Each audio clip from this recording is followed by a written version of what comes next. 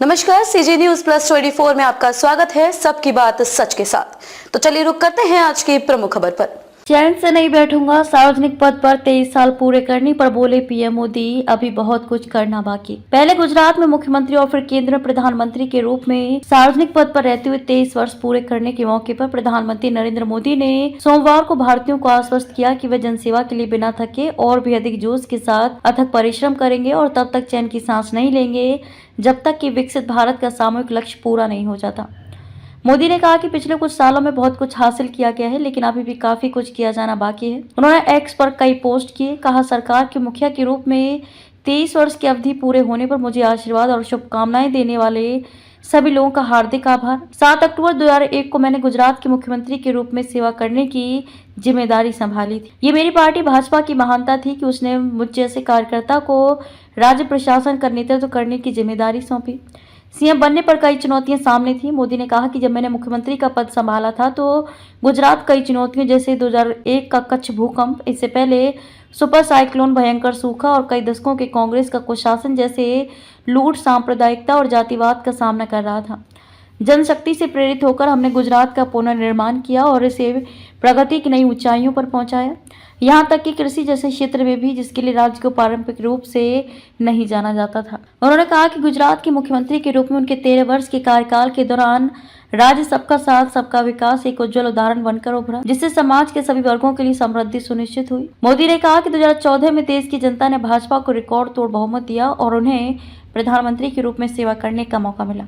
25 करोड़ से अधिक लोग गरीबी से बाहर निकले। मोदी ने कहा कि ये एक ऐतिहासिक क्षण था क्योंकि 30 वर्षों में पहली बार किसी पार्टी को पूर्ण बहुमत मिला था। उन्होंने कहा कि पिछले एक दशक में हम अपने देश के समक्ष मौजूद अनेक चुनौतियों का समाधान करने में सफल रहे हैं।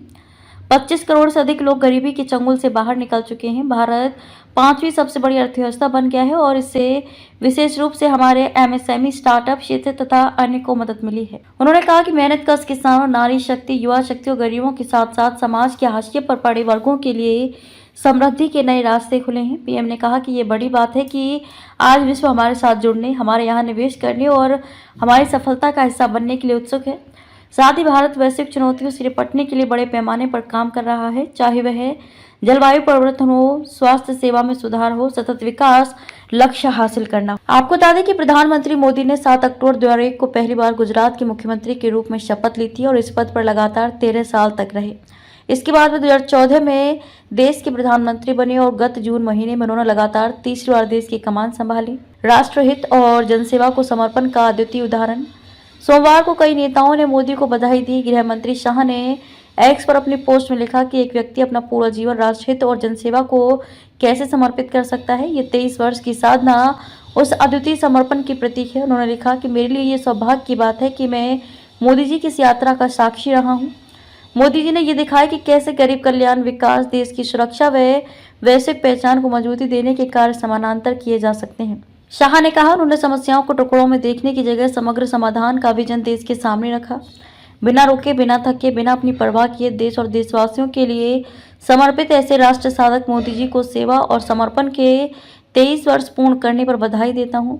भाजपा के राष्ट्रीय अध्यक्ष जेपी नड्डा, केंद्रीय सड़क परिवहन मंत्री नितिन गडकरी, कृषि मंत्री शिवराज सिंह चौहान, शिक्षा मंत्री धर्मेंद्र प्रधान, राज्यसभा सदस्य अनिल बलूनी ने भी उनके इस काल को अतुलनीय और अनुकरणीय बताया।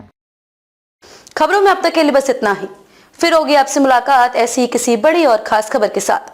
तब तक के लिए नमस्कार और देखते रहिए सीजी न्यूज प्लस 24।